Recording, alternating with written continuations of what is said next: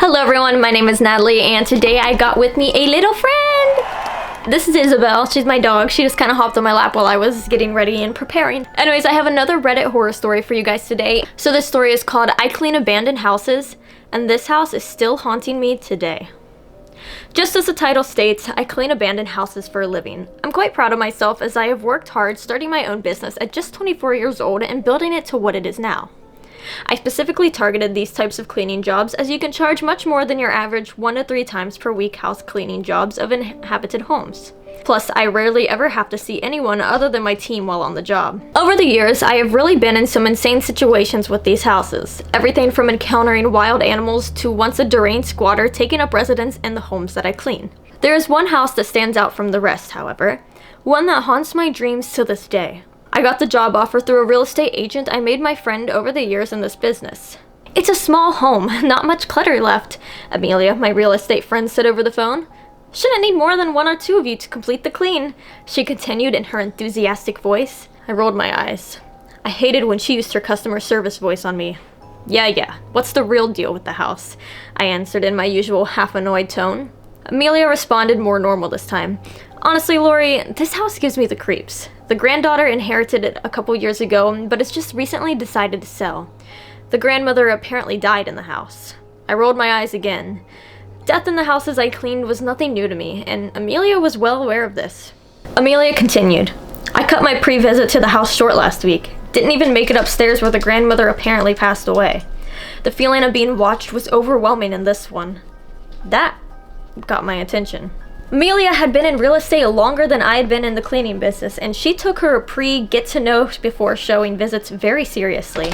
Anyway, I recommended your cleaning services to the granddaughter, and she agreed right away. Do you accept? She finished. Yes, I accept the job. How soon can we get in and clean? I answered, feeling somewhat excited. Tomorrow at 8 a.m. As I mentioned, the granddaughter removed most of the clutter from the house, but it still needs a good TLC cleaning.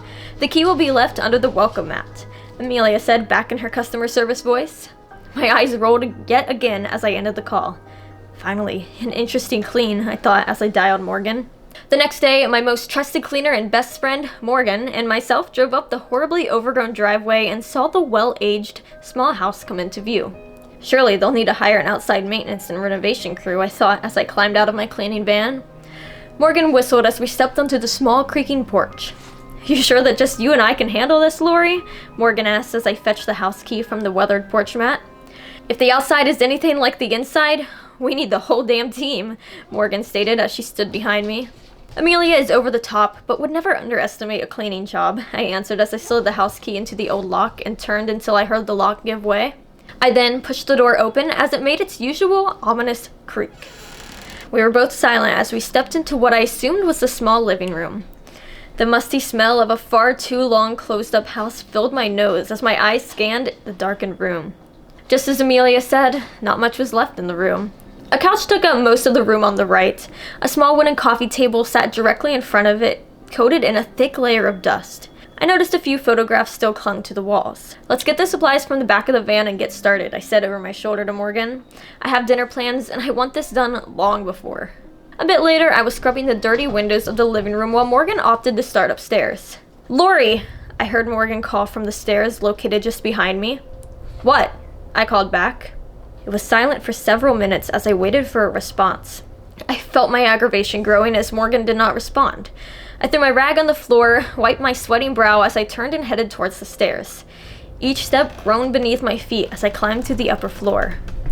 You better have a damn good reason for interrupting me and not answering, I yelled as I reached the final step.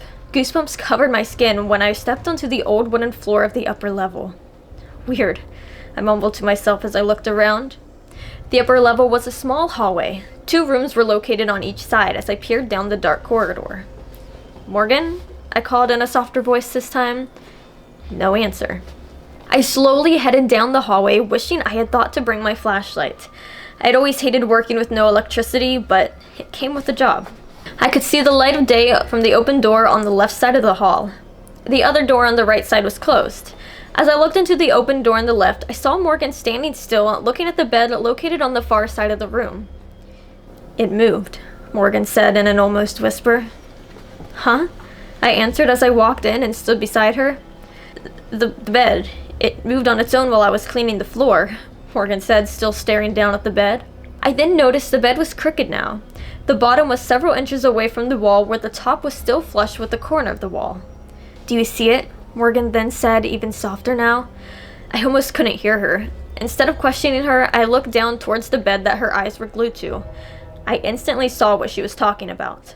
There was an imprint on the bed, the shape of a body, as if someone was laying on the bed at that very moment. The chills were really covering my body now, and I felt myself shivering. It felt like someone was staring up directly at us from the bed. I slowly reached for Morgan's arm and gently pulled her towards me. Let's go back downstairs. We'll finish the bottom floor together, I said, matching her whispering tone. Morgan didn't respond but obeyed my request. The feeling of eyes on us did not leave as we headed down the small hallway to the top of the stairs. I had to fight the urge to run down the flimsy steps. Once we were safely down the living room, the air somewhat felt easier to breathe, if that makes any sense. What the hell was that? Morgan demanded, finally sounding more like herself. I ignored that question. Look, you know I hate skimming on the jobs, but let's get this level done and get the hell out of here. I grabbed my cleaning supplies and headed to the next room, which was a small kitchen. Morgan stayed close beside me as we worked in the silence, cleaning the sink, counter, and cabinets. We both froze after hearing what sounded like footsteps above us. Don't, I said in a warning tone as I went back to cleaning dust and mice droppings from the cabinet. Morgan obeyed and stayed silent as she went back to work on the counter. The footsteps continued moving around above us, on and off, as we quickly finished the kitchen. The last room branched off from the kitchen that appeared to be a small office. I was so relieved that we would be out of there soon. This room had stained and worn down carpet covering the wooden floor. I turned our rechargeable vacuum and the loud buzzing sound almost deafened me, but I was glad for it. Working in the eerie silence was not normal for us, as we usually chatted and listened to music, but I was too rushed to fool with a conversation or a playlist right now. What the actual hell? I heard Morgan yell from over the sound of the vacuum. I jerked my head up to see Morgan staring at the ceiling, looking terrified again. Just as I cut the vacuum off, I heard what she was referring to, as the buzzing sound died down. I can only explain it as a choking or coughing, gurgling sound of an elderly person. It was only for a split second I heard it, but that was enough. Screw this, I yelled as I grabbed as many of our supplies as I could.